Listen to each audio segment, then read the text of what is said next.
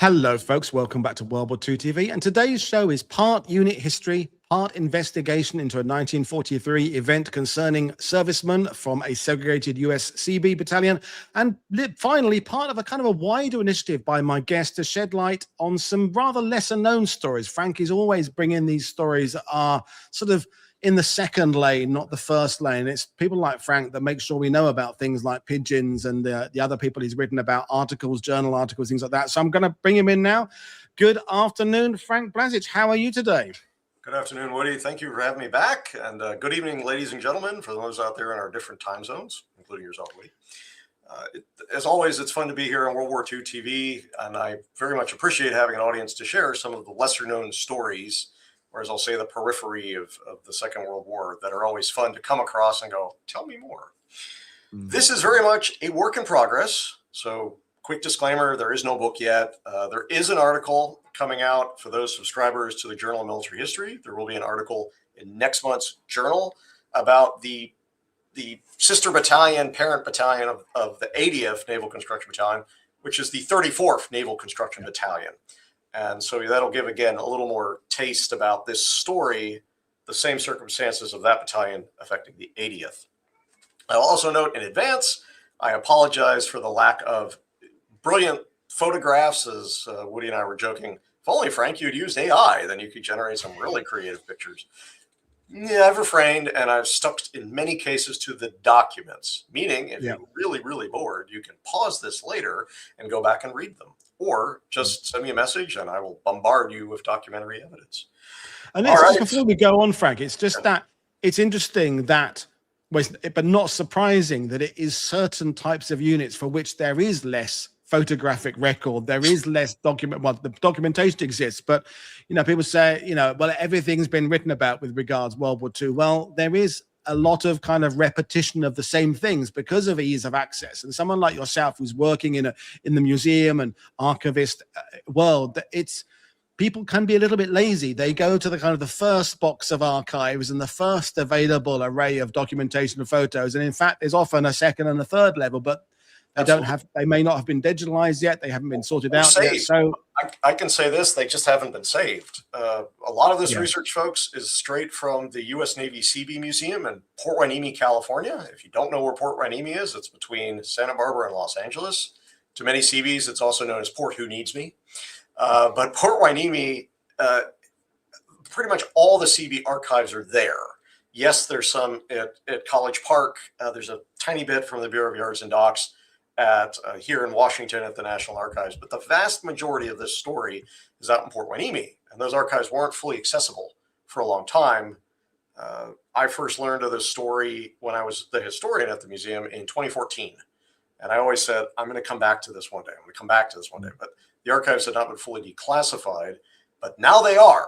So I pass this on to anybody here. If you want to research a rather fascinating group of individuals, there's plenty more amazing Seabee stories out there in Port Hueneme.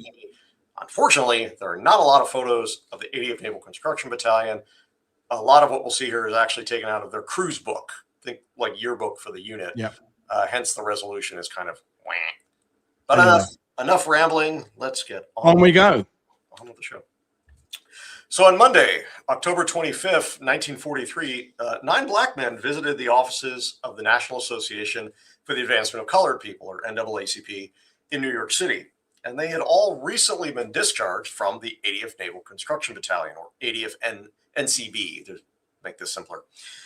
Now, all these men came specifically to make a complaint about the unorthodox and rather shameful experience that they had recently emerged from.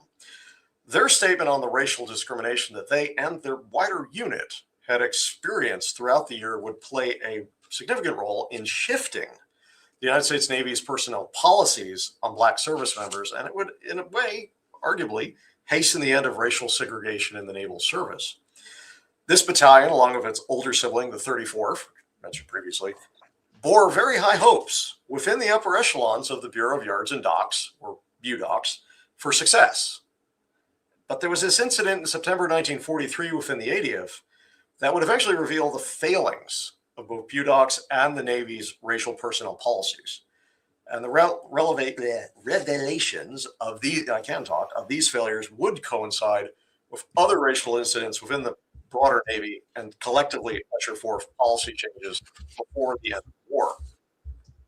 Now, prior to American entry into World War II, the Navy looked back on almost 2 decades of racial exclusivity. From 1913 to 1921, blacks represented only 1.2% of the entire enlisted strength. And in fact, between August 1919 to all the way to December 1932, there was no black enlisted recruiting, period. There was a complete moratorium on it. They only reopened it essentially to fulfill annual messman branch quotas for men leaving or retiring and separating. During this time, too, the messmen are even wearing a uniform and insignia, and you can see a photo of it here on the screen, that differed from other enlisted sailors, and this is, in essence, emphasizing their lower caste within the service. By 1940, messmen are only 2.3% of the Navy's total enlisted strength of 170,000. So, broad takeaway, bottom line up front, the vast majority of the Navy is white, and the vast majority of the Navy has no experience with a black sailor, aside from that sailor being a messman. Right. But things change. In this case, it's 1940. We have wars in Europe. We have wars in the Pacific. And this is all increasing the demand for blacks in American military service. Who's doing this? The black press, influential black voices in the United States, organizations like the NAACP or the National Urban League. They're all saying, we want a chance. If this is a fight for democracy, we deserve a place at the table.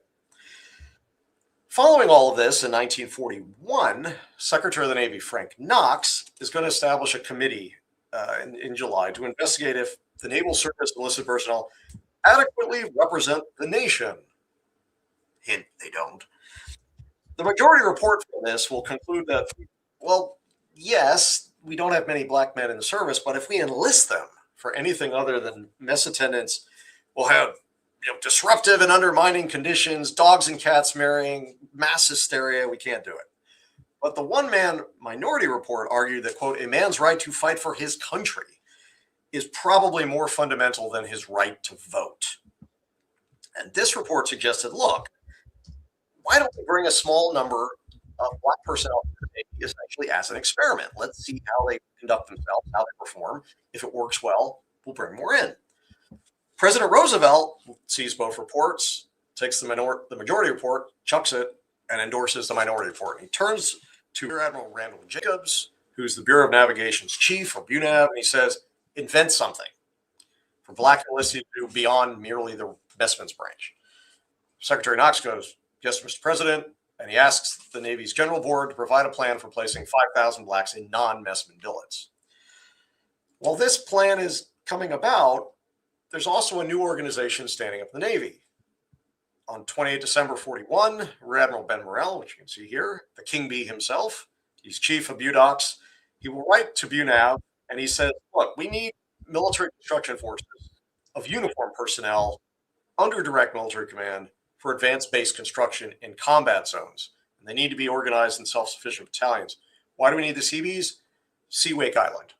You can't take civilians who are not military personnel, hand them weapons and say, stop the invaders, because they're essentially guerrillas, and if captured, they can be executed. Even if they don't pick up arms, the Japanese will execute them anyways.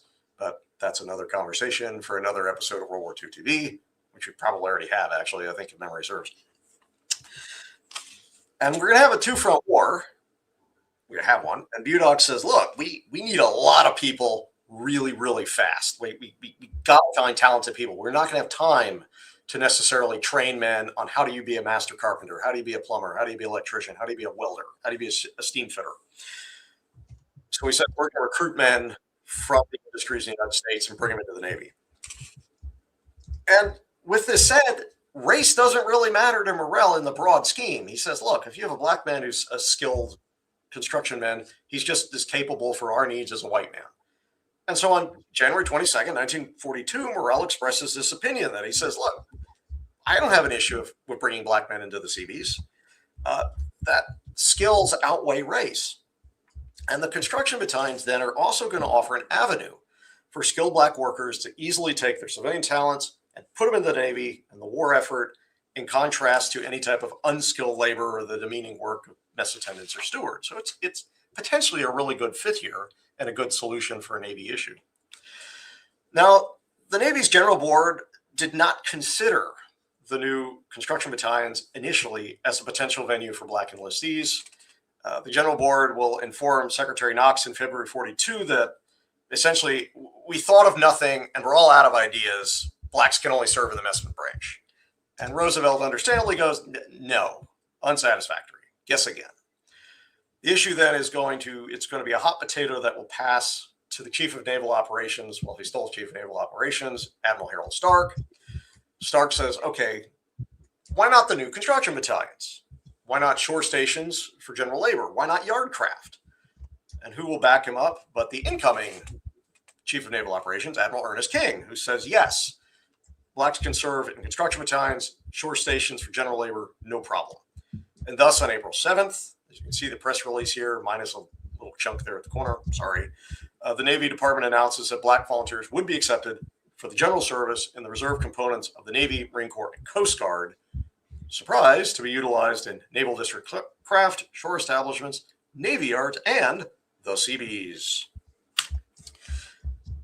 And I've been warned I have to be careful on what words I use here. So on April 19th, Admiral Morrell will write to BUNAV Admiral Jacobs about Budox's plan for Black Seabees. He says, look, I want to establish one or more of these construction battalions if we can get sufficient volunteers. He says all the leadership, and this is Morrell speaking, all the leadership for these Black construction battalions, meaning the commissioned, warrant officers, the chief petty officers first class, they would be white. So all the second, third class petty officer ratings, as well as other ratings, they would be open to the Black personnel. So you're going to have white leadership, Blacks underneath them. Budox further went, we really don't have any experience with Black personnel, and I mean, we're white and they're Black, so clearly there's a difference, and this affects everything. Too long didn't, it doesn't. Who should we talk to? I know. Let's go to the U.S. Army. We'll ask them. They've had Black soldiers since the Revolution, and they'll give us all sorts of helpful guidance. This is the guidance that you can read on your own time here on the screen. These are kind of a summarized key points. And it's this guidance on the training and command of Black personnel. This would govern the men of the 80th Naval Construction Battalion. With this foundation, grounded with this guidance, understandably, racial friction and conflict will become a preordained certainty. And at Naval Construction Training Center in Norfolk, Virginia, on 26 January 1943, a facility then known as Camp Allen, the 80th will be formed. The battalion has 26 officers, all white, and 1,081 men. They're from 31 states and the District of Columbia. All of these men are volunteers, no selective service yet. These are all volunteers, and most of them had predominantly enlisted in the Navy in fall 1942. Their battalion commander, seen here on the right, is Lieutenant Commander Harry Canty Jr., the Civil Engineer Corps, and he very much aligned with the Army's guidance for how to command this unit. He is a native of Columbia, South Carolina. He was a Citadel graduate, in fact, the valedictorian of his class at the Citadel. And he saw the initial assignment of officers to the battalion would be men almost entirely, basically all white, but almost entirely Southern born. Now, in March 1980, the 80th transferred then to Camp Holiday, which was located at Advanced Base Depot, Gulfport, Mississippi, for duty and outfitting prior to assignment outside of the continental United States. The racial tensions in this deeply Jim Crow community, combined with the racial and Navy rating segregation, will prove unbearable to the men in the battalion. One of their members will then contact the New Orleans branch of the NAACP and request an investigation. The branch president at the time, Daniel E. Byrd, seen here in the upper right, wrote to President Roosevelt personally about all these complaints that he and his branch had received, and saying, look, the conditions in this battalion are undermining their morale. And this is, he states, what are the conditions? Well, no Black men are being promoted above petty officer second class. All the mess halls are segregated, and there's really no recreational facilities in Gulfport. We should also note this is deeply Jim Crow, Mississippi at the time.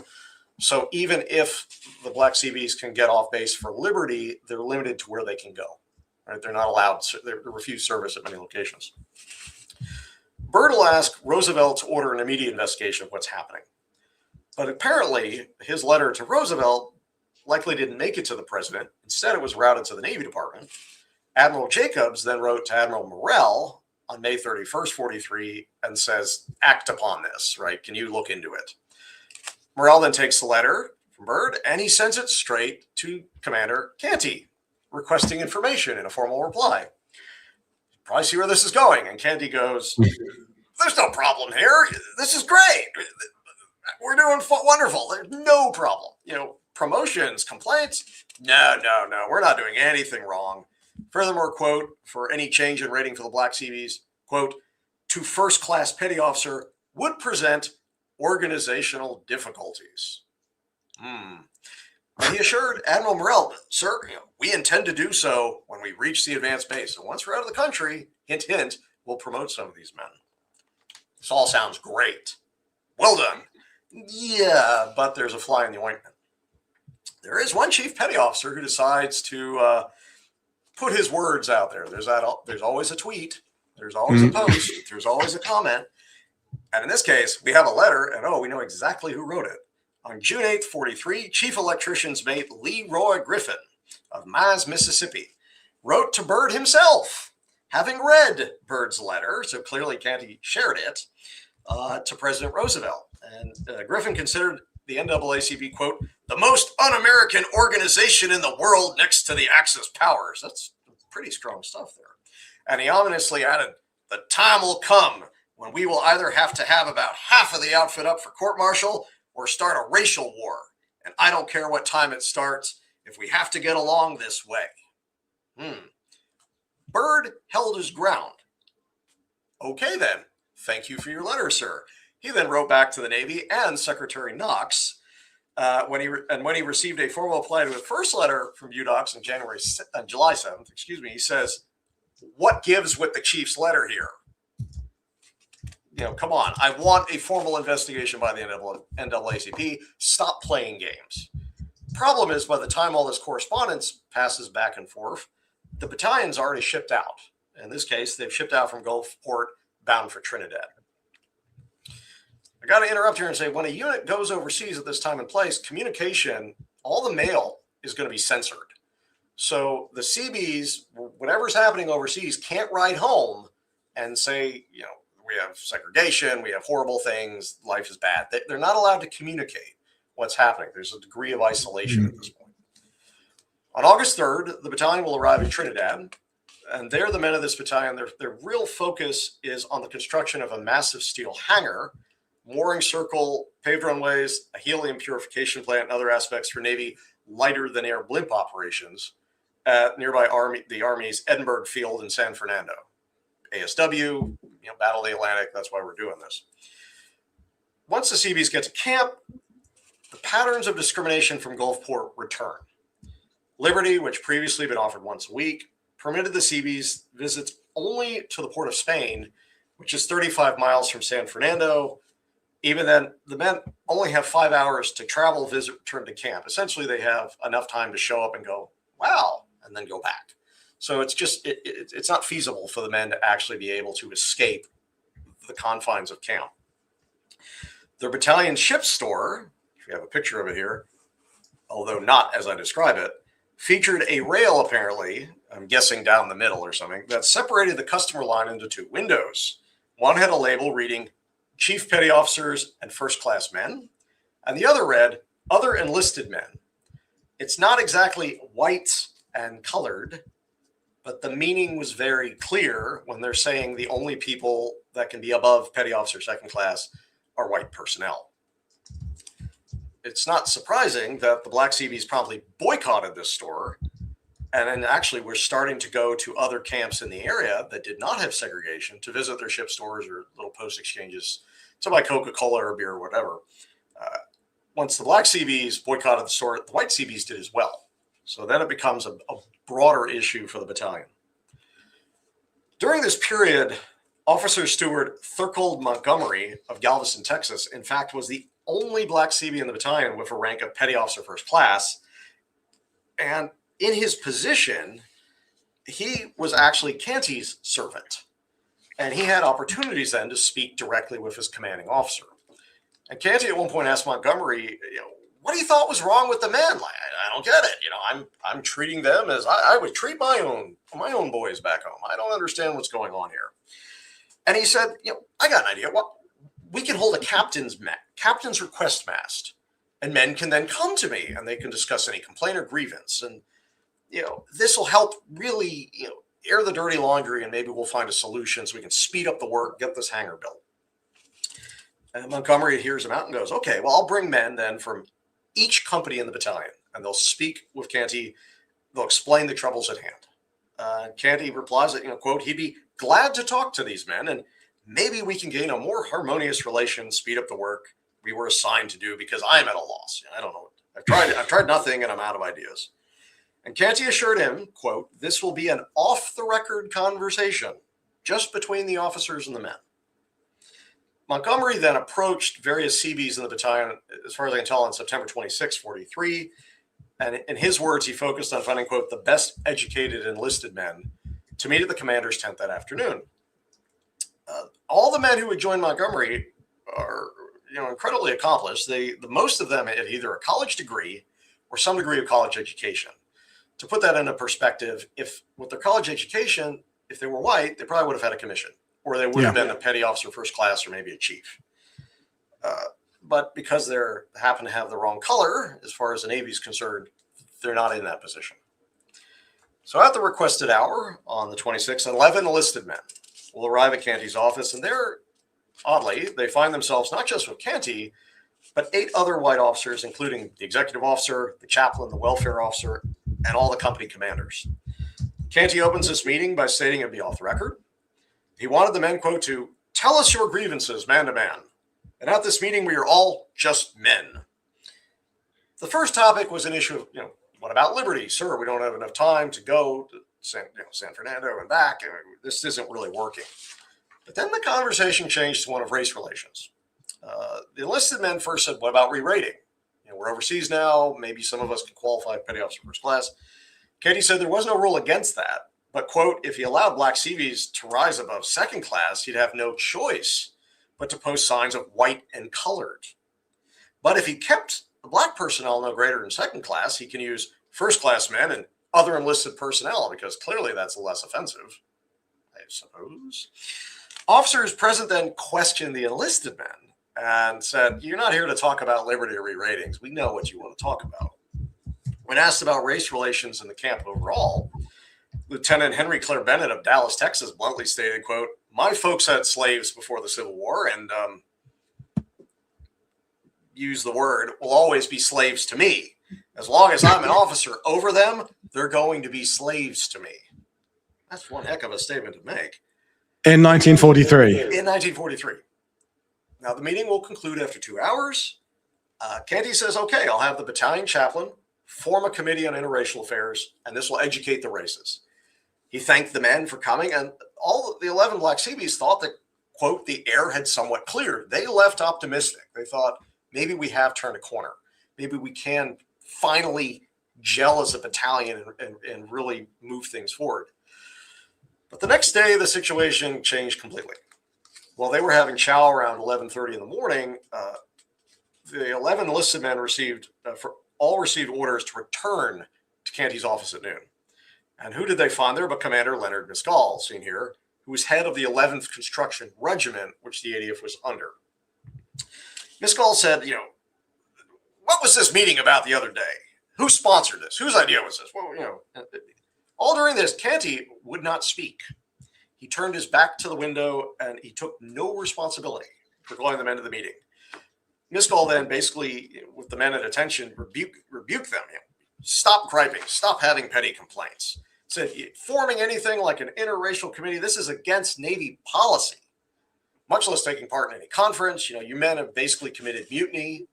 And he's thundered, quote, back up your commanding officer with help and constructive suggestions, and let's have no more of this conferring and committeeizing.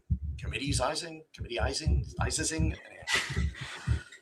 Now, a week after this, it's about 4 or 5 October. It can be a bit blurry in the records. All the men who attended this meeting, the 11 men, are then given a new summons. Pack your personal gear and report to the Master at Arms office. They did, and then they found themselves trucked to the battalion section at Naval Receiving Station Trinidad near Chaguaramas. I'm butchering this, I apologize. Chaguaramas. And for those listening, you're welcome to go in the comments. Come on, man, get it together. Every man then received a medical examination and were handed a letter stating, congratulations, you're receiving an unfitness discharge. You could make a statement. You could write a statement if you wanted. And then they were told you're not allowed to talk about this to anybody. The 11 men are actually joined by 8 others. So now there's 19 of these Seabees held as prisoners at large, forbidden to communicate or speak to anyone. They basically confine them in an area, and their job is, rake the dirt and make the rocks look pretty. Just let's wait till we can get them off the island. On October 9th, the men aboard a store ship, the Ariel, as prisoners at large. 10 days later, they're in New York City. The Navy then promptly sticks them in the brig aboard the barrack ship's Camden. And as far as I can tell, from the 21st through 25 October, 16 of them will receive undesirable discharges by reason of unfitness. 3 others get ordinary discharges under satisfactory conditions because of ineptitude. None of them have a hearing, court-martial, sentencing, anything. Just out you go. Take your dishonorable and go away. We never want to see you again. But there are some good eggs here. And now, prior to receiving his discharge, Henry Thomas Christian, who was formerly Cook Second Class of Daytona Beach, Florida, did receive some advice from a white naval officer. He told Christian, quote, take my case up with the NAACP and the congressman in the state from which I came, because as far as he was concerned, my record was perfectly clear. And so on October 25th, 9 of these recently discharged men, they're there in New York City, promptly go to the NAACP, and they'll make a collective statement of what happened to them since joining the Navy up to their discharges. And this is kind of one of the first sheets of that document. Now, the NAACP secretary at the time is Walter White, you can see here, and he'll act immediately upon this. He writes to Knox. He attaches the statements of the Seabees, and he requests an immediate and exhaustive investigation into their statements. And he also says, oh, by the way, Secretary Knox, when will you be available to receive a spokesman from this group? By the way, accompanied by NAACP representatives. There's no real reply to that, but the black press will learn about this. And they'll then begin to publicize what transpired. The Navy won't be able to keep this a secret. Knox will acknowledge White finally on November 12th, and he offers, quote, he'll offer a more complete reply once, quote, a complete and thorough examination into the premises was available. Now the details will start to trickle back to the Navy Department. Now, Miscall will inform the commandant of the 10th Naval District that the district intelligence officer had made investigations of individual personnel in the battalion at Canty's request, but had found little of importance and nothing of an alarming nature. Canty claimed that when he was at Gulfport, he had received a report of an all-black internal organization to run things. Although initially dismissive, he later believed there's too much evidence to deny, where's my tinfoil, that such an organization did in fact exist. And once in Trinidad, he knew there was an extra key to the storeroom to get the strawberries. And he contended that there was an organization poised to take control of the battalion. And an undercover effort was launched to gather evidence to convict the men before a general court-martial. But with the situation in the battalion devolving into, where's my ball bearings, into expected rioting, Canty chose to take extreme measures. After conferring with the Office of Naval Intelligence, his legal officer, Miscall, and his chief of staff, Canty came up with a list of 19 names. Now, one man was a chronic offender. We'll remove him by opportunity here. 4 other men, we believe, are part of this strange organization, but we have no hard evidence. But Canty considered the results are more than justified. We ruined 19 men, but hey, the battalion is better morale and discipline, so the ends justify the means, as far as he's concerned. I hope somebody out there is rubbing their ball bearings together right now. Well, I love the K mutually reference myself. It's your star line so far. When you read the original document, it's this amazing case of pull the tinfoil a little tighter, just a little tighter. Knox will eventually write back to White, having heard all this, and the NAACP on January 1st, 1944. And he says now it's the Bureau of Personnel, or BUPERS, had completely and thoroughly reviewed the cases of the 19 men. The Navy considered the action taken by Canty, quote, in time of war, was to the best interest of the war effort and the United States Navy.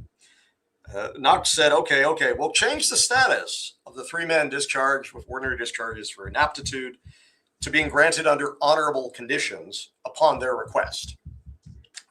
Now, NAACP Special Counsel and later Supreme Court Justice Thurgood Marshall will reply to Knox a month later saying that, the NAACP cannot agree with the Navy Secretary that these discharges are not racially biased.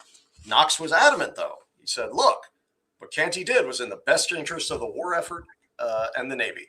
The battalion, he claimed, is performing better as a result. So the wisdom of the discharges remains sound and, quote, no recommendation of the release of the men in question will be made, other than for those 3 that could get their ordinary discharges changed to under honorable conditions. But for the 80th down in Trinidad, the work is really unknown. As I said, any mail here is censored by the Seabees themselves. They will keep working on the lighter than air blimp hangar. You can see some photos of its development there. This work will be completed by the end of March, and the blimps and the personnel will then move in for operations. By May 4th, their work is done on the island. They sail then 2 days later for Naval Construction Training Center, Davisville, Rhode Island. That's quite the environmental shift, and arrive there on the 13th. Shortly after then, the battalion's return, we're also going to see new leadership in the Navy Department. And this leadership will shift the department's position on race for increased service opportunities for African Americans. Because what happens in May of 44, James Forstall, seen here, will become the new Secretary of the Navy after the sudden death of Knox. You can't really say that Forstall is a racial progressive, but he does believe in fairness. He believes in efficiency. And he says, look, black sailors deserve equal opportunities as those of whites. As his tenure as secretary increases, he gets his feet under him, so to speak. It's Forstall, acting on other internal guidance in the Navy. He'll begin to actively experiment with Navy policies. We'll put some black sailors here. We'll integrate a few here. And he has Admiral King checking his 6, covering his back, whatever expression we want to use here. King basically says, we say we're fighting for democracy. We should probably practice it ourselves. And so black sailors are finally going to really begin to integrate the Navy. It's under Forstall. We'll see the first black commissions for men and women. Some of the first are in the Civil Engineer Corps. So they're going to be black officers with Seabees, in essence. He's going to begin to move the Navy towards full integration. Now, after several weeks of domestic leave for the men of the 80th and Rhode Island, they'll then move all the way from Rhode Island and by June 19th, cross the United States and end up at Advanced Base Depot, Port Hueneme, California. And here's a really awesome aerial view of just how big Port Hueneme was. This is 80% of the Seabees in the Pacific. This is where they're staging out of. And the port, for those curious, is that kind of triangular shape, dark shape. There on the left, it's a man-made port. That's the actual port there. Everything else you see there, storage, for all the supplies that are being shipped out to build the bases in the Pacific. Now, Budox initially intended to retain Commander Canty, as well as all the other company commanders. But once they're at Port Hueneme, plans are then going to move forward to reorganize the battalion and bring in new replacement officers and chiefs. On June 24th, Budox actually will dispatch another officer, Frederick T. Ebersol, to survey this battalion and provide some recommendations. What should we really do with them? There's some thoughts we'll disband them because of what happened, the troubles in Trinidad. There's, what do we really want to do with this unit? Within days of Ebersol going down and visiting the unit, talking to the men, Budox then says, okay, we're detaching all the white personnel from the battalion. We're going to bring in Commander John Roulette. He's a New Yorker. He's got extensive heavy construction experience. He was previously the officer in charge of the recently disbanded 45th Naval Construction Battalion. He's replacing Canty. Canty are out. And Roulette will then bring in 40 new white chief petty officers who had all volunteered to work with this black battalion. They all had at least one overseas tour of duty with a construction battalion, so they had the practical military experience. And most of all, they were not of a Southern state. And Roulette is going to personally interview these men.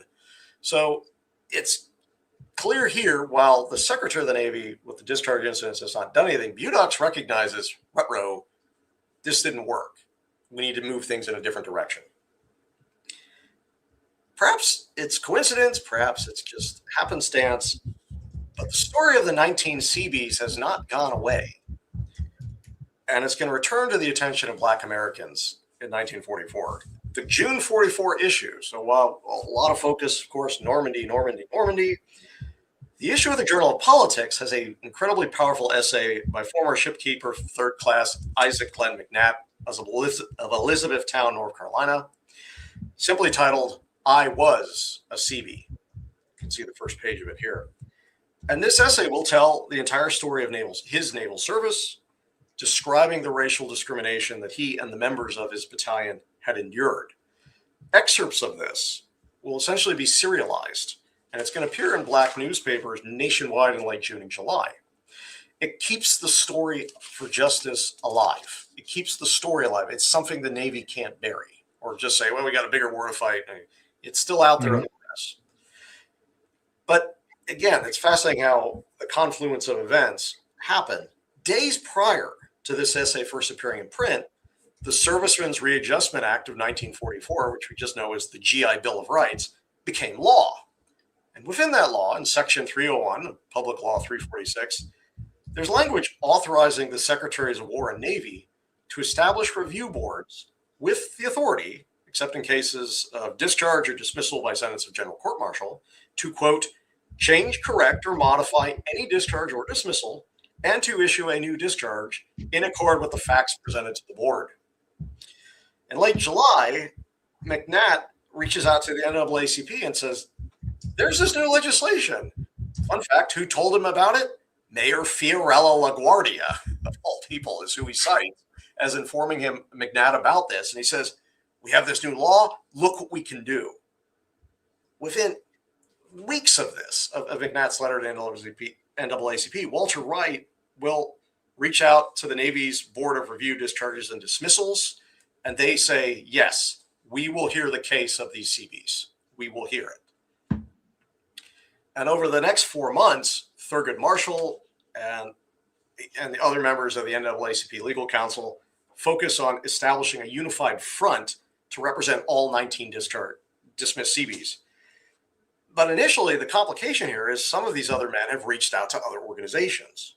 Right. On August 22nd, news broke that Irving Abrahamson, who's the chairman of the National Congress of Industrial Organizations, the CIO before it's AFL-CIO, the CIO's War Relief Committee, that he had written Forstall, and he had requested a speedy review of the case of 15 of the discharged Seabees. And this apparently stemmed from 2 of those Seabees, which you can see the gentleman here, had reached out to him for help. And in turn, other men would be represented by the American Civil Liberties Union on behalf of the Lynn Committee to Abolish Segregation in the Armed Forces. So what we're hearing here is there's 3 different organizations all saying, we want to represent these men. We want to make, there's a case here. And so in September, and Thurgood Marshall, God bless him, he kept amazing records, and you can see the cat herding with the letters. They reach a consensus, and the consensus is the ACLU and the NAACP are going to jointly represent the men at the hearing, and the CIO War Relief Committee, they'll help by sending representatives to the hearing and connecting men from communication, things like that. Within days of all of this, Captain Anton B. Anderson, who's president of the Navy, the Board of Review of Discharges and Dismissals, reaches out to Thurgood Marshall and he says, okay, here are the procedures. Here's what we need you guys to do. While all of this is happening in the background, the Navy's now staring down this review board hearing, which will be in December, and going, yeah, might not want to show our cards here. Special Assistant to the Secretary of the Navy, Lieutenant Commander John F. Sonnet, he looks at the petition of McNatt. It's predominantly McNatt's petition. And he concludes, quote, that McNatt has not been shown to be wholly unfitted for further retention, or much less as a person who is useless to the service. And he says, look, he was incorrectly discharged. But how do we adjust this then? He says, well, we can do a change in his discharge instead of unfitness to unsuitability. which would be a discharge under honorable conditions. And this would not then preclude McNatt from receiving the benefits of the GI Bill of Rights. McNatt at this point is wanting to go to law school, become a lawyer. But then looking at the cases of the other 18 men, Sonnet recommends,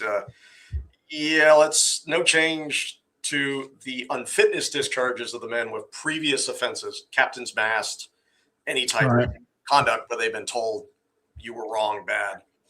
But then to change the unfitness discharges for the men who had perfectly clean records, change to unsuitability, change the inaptitude discharges with no previous records to discharges for the convenience of the government. So figure out a way to say, okay, we're not going to bring them back in the Navy, but we are going to upgrade them. This way they can take advantage of the GI Bill of Rights. This way the Navy looks magnanimous in a sense, and we can move forward with it. On 11 December 1944 in Washington, actually not that far from where I'm seated, right away, a large group of individuals then will assemble for the hearings, which begin at 10 a.m. and go all day. The Navy board will consist of 5 white officers. It's chaired by Captain Anderson, later Admiral Anderson. He'll have 2 government representatives from the Navy with him. 5 of the 19 discharged Seabees will be there in person to present their cases. Perhaps most notable of all is Arthur Garfield Hayes, Sr. He is the co-founder of the ACLU. He will be the spokesperson, the collective representative of all the attorneys to question and cross-examine the witnesses. And Hayes will emphasize in his opening statement that, quote, "We are not here attending a case involving discrimination against," change the word here, black men. "We would be here if they were white men. It just so happens that the complaint arose because of color. Right. We are here because of gross injustices that have in themselves nothing whatever to do with color." So what Hayes is doing is saying, if the Navy is going to try and say, this is, you guys are angling this on a race discrimination, he's going, no, we're looking at this from the Navy policies, looking at these men according to Navy regulation, what was and what didn't happen. It's about justice, about meritocracy. The Navy had been planning for this to purely be, kind of a race-based argument. 4 of those 5 Seabees will testify. They're going to echo all the details previously shared with the NAACP or the press about what happened on 26 September 1943. In Hayes' summary statements, he concludes that the genesis and the basis of the discharges entailed this meeting, what happened at that meeting. But that rightly or wrongly, naval authorities thought it was best to, quote, "get rid of the more intelligent of the colored men in order that there be no further discussion about any race problems." And then actually Hayes switches it back to race. So what's the outcome? I know time's limited, and I can. No, it's all good. It's all good. So on April 2nd, 1945, Anderson will concurrently then write to those 3 legal organizations, NAACP, ACLU, CIO War Relief Committee, and he says, here's the results. You can see some of the press clippings here. He will approve the board's decision to upgrade 14 of the discharges. Why only 14? Well, 3 of the others had already been upgraded. The board chose not to change the discharge typification for one man, Frederick H. Richardson of Washington, D.C., because Richardson had like 5 captain's masts. He was the gentleman that Canty threw out as convenience. Like, this guy's a troublemaker. Let's just toss him out to others. Because it's worth noting that there can legitimately be troublemakers within units of African Americans or Puerto Ricans. Any unit can have a guy who's just constantly always causing problems. And Richardson, for good or bad, apparently bad, was causing trouble. So all these discharged men get a degree of justice here. Their names are cleared through the discharge upgrades. They get access to the GI Bill of Rights. One of these men will go on to be a doctor. McNatt will become a lawyer. He'll later, at the end of his life, be a judge. I mean, McNatt is an amazing story when you see about his trajectory to overcome this and to push his fight for justice.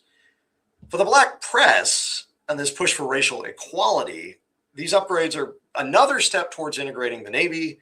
It's a vindication for these black Seabees that they are honorable men. They were victimized by bigoted white officers, and based on the Budox's change in the battalion, they recognize too that this wasn't working, that the guidance they started the war with did not work. For the Navy Department of Forestall, there was an orderly process here to the review board. It offers a picture of control, but also it is going to show progress on racial matters. Through policy and bureaucratic process, we can achieve an integrated Navy. There is a right way to do this, and this is the way the Navy's going to do it.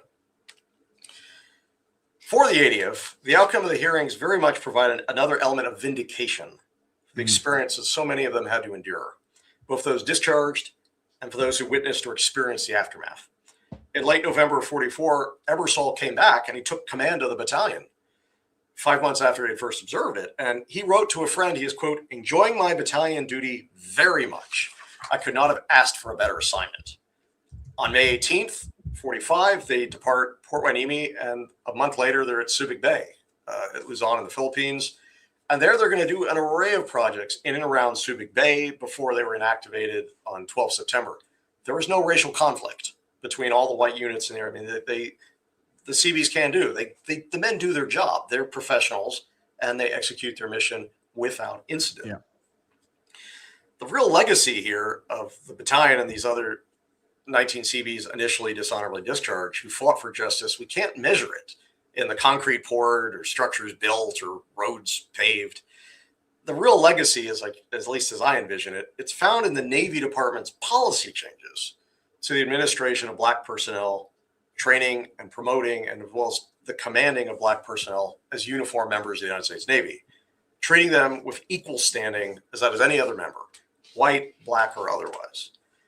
The Navy's changes here and policies regarding Black personnel would not have been necessarily, none of this would have occurred if it really wasn't for the willingness to change by Forrestal, the guy at the top, backed by Admiral King to get all the admirals behind him, as well as all the varying degrees of pressure applied to the Navy by the NAACP, the Black press, and especially service members like McNatt, the grassroots level of men who refuse to say, "I guess I can never achieve anything because the Navy says I can't because I'm Black." Men who said, "No, I'm not going to sit idle. I'm going to take action."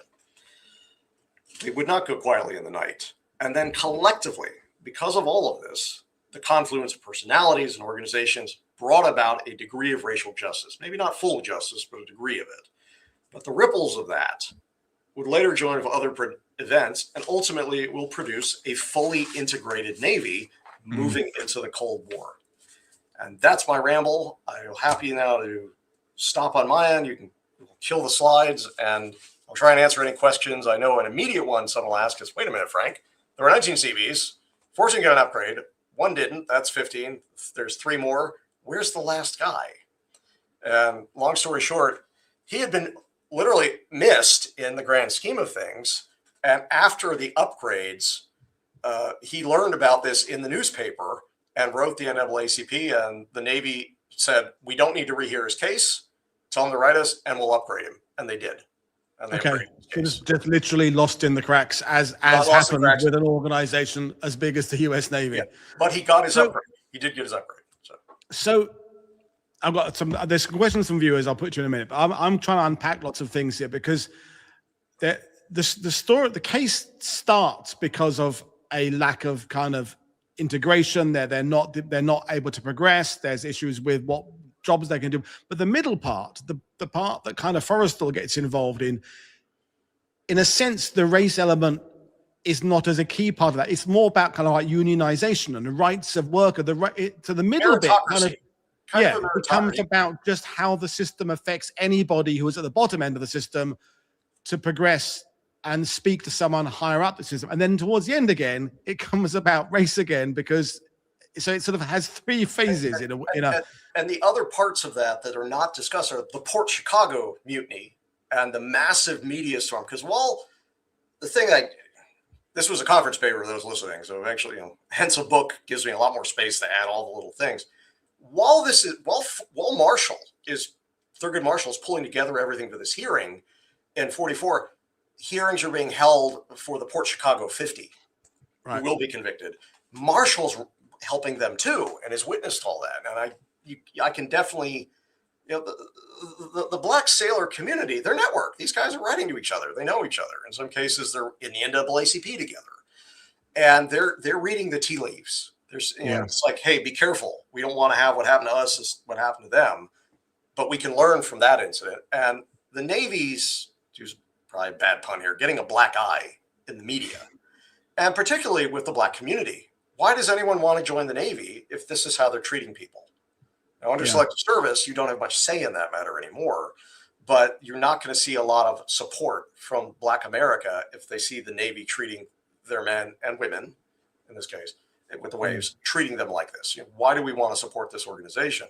Forrestal, the other component to this war, it's not just buy war bonds, it's you got to get the populace behind you. If the populace is seeing that your organization mistreats our community, right, under bigoted racial policy, why should we back you? Why should we buy bonds? Why should we support you? Yeah, so I was going to say, it's not just about those in service. It's about rationing and people pulling their weight back home and doing all the things that everybody has to do to pull the nation towards victory. If the African American community is feeling a bit quite justly aggrieved, then so there's wider implications from. And Forrestal saw that. And Forrestal saw that. And so the Seabees story, the 80th, is tied up with the 34th. That's going to happen in March of 45, big hunger strike that they put on, plus Port Chicago. So all these things are occurring at one time. And Forrestal, to his credit, Knox had created, it was called the Special Programs Unit in Bupers, which was essentially sending men out to gather intel, to talk to people, to talk to leaders. All of this is happening at once, and it's really, really tricky on my end to say, I'm going to do a talk on just this one unit and their story and separate it, right, from another incident or another incident. Because the truth is, if we're talking about policy here, it's all entangled, right? It's all entangled. That's what makes this presentation. You could have just stuck in the lane of talking specifically and only about these 19 guys. But then if you go down all the rabbit holes that lead to, we'd be here all week. So I think you've straddled that path quite well. So let's deal with the questions, Frank. If you don't mind. So the first one, when you discussed this show with me, and we're looking at where they went. They did do a lot of work in Trinidad. That was their base there. Ian is saying, was that a deliberate choice? I mean, was there a sense of putting the African Americans to a place that is predominantly, Black, or was it just because that's where they particularly needed Seabees because it's an important part of the routes and what have you? It's an excellent question, and in pure honesty, I'm not entirely sure. Now, the 34th was sent to Guadalcanal and the Florida Islands. So they were sent to the South Pacific to start out with, working side by side with white units. Again, they had the same kind of racial policies governing what they experienced that the men in Trinidad, the 80th experienced in Trinidad. My understanding is it was probably more the Navy treated them and Budosh treated them as this unit's ready to go out. We got to get this base built. Go. Yeah. So they didn't really differentiate because the South Pacific, you have a Polynesian component there. The Melanese people, or however you want to phrase it. So there wasn't a concern about that. Same with Trinidad. It was more from what I'm seeing. It's okay. We got another battalion online. That's where they're needed. They just go there. There. But I can't rule out either that maybe there was potentially a racial component. Although the 34th, as I said, out in Guadalcanal, there was nothing negative coming back to Washington saying, oh, this Black battalion, it's not working out for us. We can't use them. So again, everything I'm seeing is it was likely, Occam's razor says probably because they were ready, they were online. Yeah. The Navy just went, cool, you guys go there. I mean, it could just be some guys in office and he has a requirement for a unit here and a unit there, and he sort of subconsciously thinks, well, I'll send that one there. He's a number up big, checks it off, you go. I've got to make a decision somehow. It seems kind of logical, not without much thought. But anyway, so what happened to Canty? Terry Downs said. But no, he stayed. They transferred him to another unit. He stayed in the Navy. I think he eventually made commander. Or maybe I wasn't hoping for anything more than just a reshuffle. Yeah. Yeah, I mean they just sent him. And this is what happened with the 34th too. They fired the guy, but he stayed in the Navy. He went and they redeployed him. They sent him back overseas just with another unit. And these guys, you see them in the records because they stick around and they either become reservists, so they become CV reserve civil engineer corps officers. most of them just returned to their civilian occupation post-war. So there's no repercussion. Curiously, though, tying into that, when the Navy's reviewing this whole case prior to the board hearings, they made the decision, don't bring Canty back from the field to testify. So maybe they knew about the Kane mutiny. They had a time machine. Yeah. We don't want this guy to testify. That would be bad. He's going to do more harm than good. The Navy at the highest levels were like, do not bring him back. Just leave him in the field. So I think that, So and the U.S. Navy in the Pacific, there's lots of places you can just lose someone. He never got promoted. I don't think he ever made commander. The other battalion commander, a guy named McBean, while he was with the battalion, was promoted from lieutenant commander to commander. I don't think Canty ever made commander, or at least he didn't during the war. Okay, thank you. So, yeah. So a couple of comments. So Dennis, our journalist down in California, the black press played an extremely important and courageous and woefully under-recognized role in correcting many of our country's wrongs, he said. And another point here Caswayne made, what I find amazing is this is happening against the backdrop of see how bad the Nazis are messaging, which is always that irony of the fact that there's this kind of stuff going on. At the same time, they're making an effort to tell the public how awful the Nazis are and how they're persecuting people, they're putting people in camps, etc. There is an irony there that. And Woody, have you ever seen, because they were dropping them in 44, in the late part of 44 in the ETO, the Germans were making leaflets, propaganda leaflets to drop over American troops depicting, hey, black soldiers, we feed you, we don't treat you men bad. You're right. But they're trying to appeal to the race dynamic with the American. The Third Reich were very good at spotting potential scabs, scars to pick at to create tension, and there's enough tension here to do it. So Tyrion made another point about no thought of readmitting any of these men into the service. Apparently, U.S. Navy willing only to concede bare minimum. I mean, you say one goes on to be a doctor. Could there not have been a case for at least a couple of them coming back in and being given sort of discharge? The problem is the discharge. So, under honorable conditions in the modern parlance would be called a general discharge. Right. You have to have a full honorable to be able to re-enlist. Now, by comparison to this incident, right? They make the board hearing results in April of 45. When the 34th Naval Construction Battalion has its mutiny in March, they've identified 6 men, or maybe my memory's failing, or 7, and they say these are the strike leaders. They throw them all in the brig. They eventually release them all from the brig. They do not demote them. They detach them from the battalion, and they go on to do other things. By fall of 45, when their contract is over, they all get honorable discharges. 3 of them, I found, went back in the military. 2 of them served overseas in Korea. So that comes after what happens to the 80th.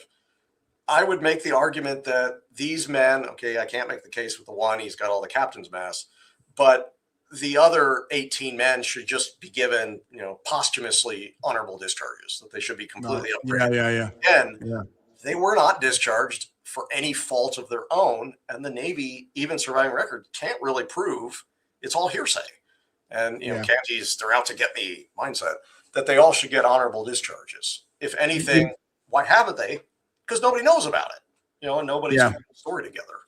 You made me, with what your comment there, you made me think about something I was going to ask you earlier, but I forgot, but I remembered it, is you referenced that these Seabees, college degrees, they're not nobodies. Some of the incidents, and I'm not saying that I'm not having a go at the victim, but sometimes when African Americans ended up in places dealing with situations because they'd never been in any kind of situation before, where they've been out of their communities and suddenly they're thrust in an environment where there are different cultures. And I'm not saying they initiated things, but they didn't know necessarily how to react to things. These guys, if they've been through college, they know the system. They've traveled across from city to city. They've been in segregated areas. So presumably when they're back to this whole thing about you're going to be given an environment where you can say what you want to say, I'm assuming they are being very careful what language they use. I'm assuming they're going into that in a very mannered, measured way of, look, we've been given a little bit of leeway here, but for goodness sake, let's play this the way we have got used to playing it, where we take things very cautiously and consider our language very carefully, and yet it still ended up in this situation. So no, they're very smart men. They're very educated men. And they have grown up in Jim Crow. Yeah, they know. They understand, right? And but again, they volunteered. They joined because they saw the Navy as an opportunity. We will have equality because we're not under the rules of Jim Crow. We're technically under the rules of the United States Navy. Yeah. But the Navy decides, no, we're going to take Jim Crow from society and impose it. Take this artificial concept and then impose it upon these men. And rightfully so, they went, what the, this is nonsense, and challenged it. And that was the part. But again, this is where budocs and all of this too, I should say, is not codified in writing. Even that slide I showed with some of the summarized text, the original memo says, treat this like confidential, right? This is word of mouth only. The bigger part of this, again, maybe that's another talk for World War II TV, is there's the two main black construction battalions, the 34th and the 80th, and then there's like another group of what are called Seabees special battalions. These are stevedore units, and there were white stevedore. We had to hold that before you go further. We did have a specific question. You can address the question and do your bit. So Caswayne said, didn't many of the later segregated CB battalions end up employed as stevedores? Was that racism a military necessity or a bit of both? So I just thought before you. No, excellent question. So the tie into this is that you create these first two battalions, and then the Navy in late 42, they're running the issue right with war of stuff. We have all these ships. We don't have containerized shipping at the time, so you have to have trained people to know how to load a ship and unload a ship without hurting yourself or damaging cargo. And they're going, we can't unload them fast enough in the war zones. Do something. And so they go to the Seabees, and the Seabees work with the longshoremen, and they create the Seabee specials, stevedore units, and they begin standing up white units and black units, and they are segregated. Again, you have white leadership in the black stevedore units. But the big difference is by the time they start standing them up in 43 in what is now known as Camp Perry, it was Camp Allen and Camp Bradford, Virginia. Camp Perry today, it's what the CIA calls the farm. It's the same facility today. The captain in charge of all that, Captain Ware, in October 43, right when the Seabees are in New York City, right, giving their statements and getting discharged, this captain is at a confidential conference in Norfolk where they're going, we don't do this guidance anymore about take the white officers from the South. He said, we take the men who want to be a successful commander, who want their unit to succeed. Right. We do not take the guys with thick Southern accents or I know how to handle them boys. He says, don't ever use them because things will go to crap. Yeah. The result is the specials, the Black Sea specials, do not have the racial problems at all. There's a handful of, hey, what's going on here? But nothing to the degree of the 34 for the 80th. But only because they've kept the people, as you just said there, the instigators of potential things away. It's kind of papering over the cracks a little bit, isn't it? Kind of. But the white leadership, they're choosing white leaders who are not, preordained with certain racial beliefs, right? So ingrained cultural racial beliefs. What's really amazing about this is then by 45, as we begin to draw, the war ends and we have all these men overseas, get the units home, still got to pack everything. So point systems by unit or by personnel, as those folks leave, they take the white Seabees, they take the black Seabees who are stevedores, they jam them together, and you have no problems. What's amazing, and the stats survive, you have some units that are almost 50% white and black. There's like 5 or 7 black Seabee chief petty officers. So you have units that are truly integrated at war's end, and we've never heard about them. Why? There's no racial incidents. The men do their jobs. The professionals, they do their jobs. They want to come home, get on with life. You never hear about it. And it's a fascinating story of showing how the policies that, policies that are essentially word of mouth, informal policies can make or break a unit. Yes.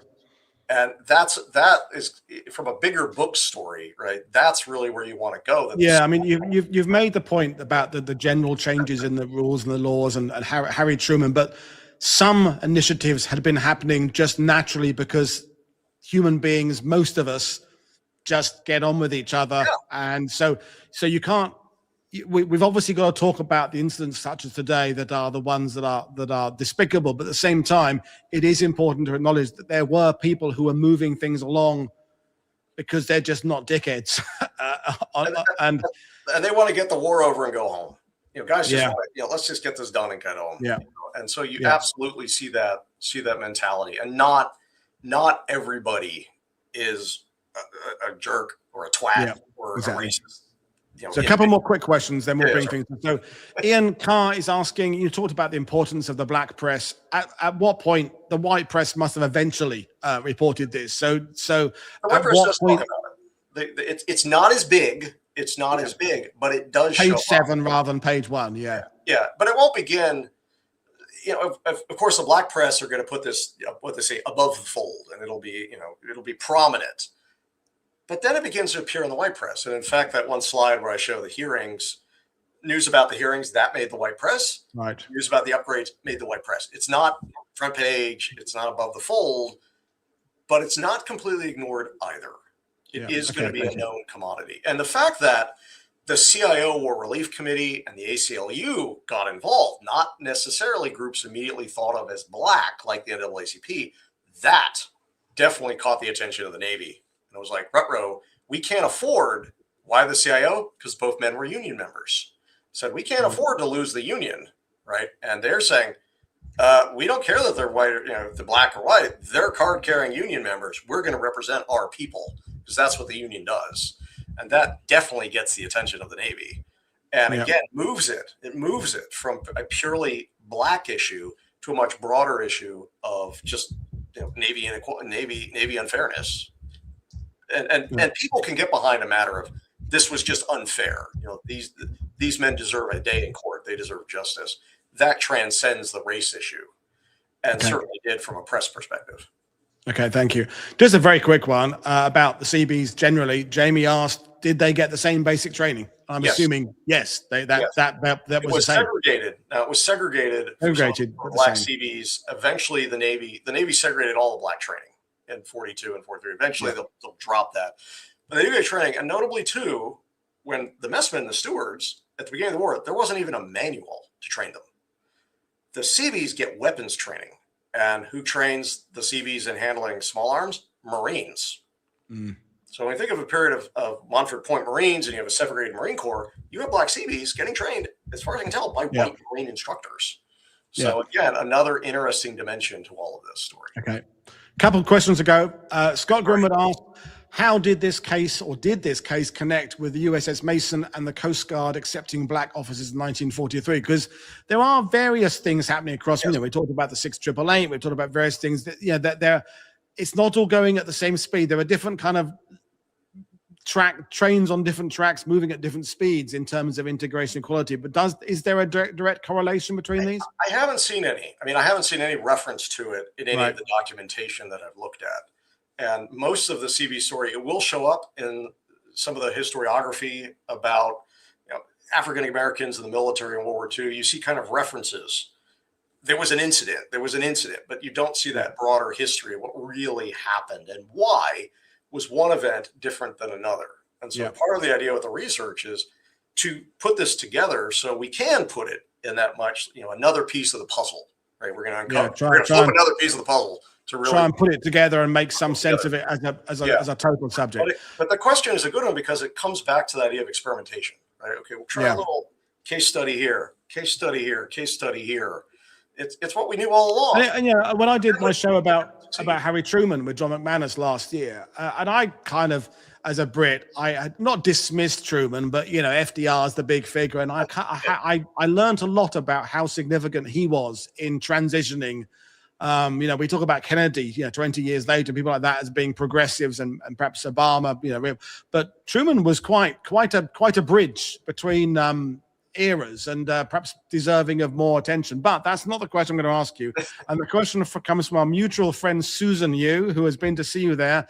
Tell us about the Monuments Men, Frank. Final question. All right. So for those listeners, for those who know me well, I do way too many things, and you could probably see it behind me. But I have now received a direct commission as a major in the United States Army Reserve, and I'm training to be a civil affairs officer, and I will be what's called a 38 Golf or military government affairs 6 Victor, and 6 Victor is a heritage and preservation officer. So the Army does have today in the Army Reserves men and women whose job it is to basically protect cultural sites, museums, other sites of cultural significance from the effects of war, from looting, from direct destruction, from potential targeting. And I instructed some of these men and women, not just in the United States, but several of our allied nations, who came here in 2023. And I was kind of looking at their age and going, how did you get to do this? And then they said, oh, I'm direct commissioned. You can apply. I figured, why not? So that was August 2023, and it has taken this long. And my first day of drill is bright and early at ODARC something tomorrow morning. Yeah, you're going on tomorrow to get on that. Tomorrow is my first day of drill. Don't you like marching up? And have you got something you'd rather do than march up and down? Anyway. At least I still remember, I think, how to march. But I guess you do easy marching your side of the Atlantic. And difficult marching is in the British services where there's, knees, legs, thighs parallel to the ground, all that kind of stuff. Anyway, it's got a wobble. And tying into that, I'm welcoming a new family edition at the end of April. So as if I don't have enough stuff on my plate, I'm going to be a dad. Yeah. Again, so. Yeah, that as well, dad again. Anyway, fantastic stuff, Frank. And as I said at the beginning, I'm glad that you're tackling some of this, important, but not necessarily going to get you the big book deals, although a book deal, but it's not glossy history. It's not paratroopers. It's not fighter pilots. It's people kind of roll their eyes a bit. Oh, he's trying to talk about, integration, but it's a fascinating story. And I think I learned about this back in 2014. And it's like, why have I never heard about this? Because the Seabees then and now are an amazing bunch of men and women. They are, when they say can do, that's a real thing. I mean, can do, it's a statement, it's a culture, it's a philosophy. It's incredible.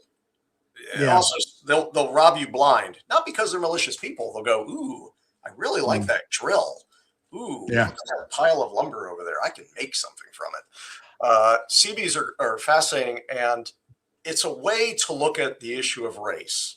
Seeing the earlier comments, that's not about wokeness, diversity, DEI. No, it's about policy. It's about fairness. It's about meritocracy. And it's just about, I mean, part of the thing I've interested in, and I will bring this to an end, is interested a lot, is just how an organization, and the US Navy is at the end of an organization, when it wants to drag its heels, it just can. I mean, it can adopt something, but it can make sure it takes its slowest route through treacle to get there. Trent Hone, a friend of the show and mutual friend of us both, the Navy can be a learning institution.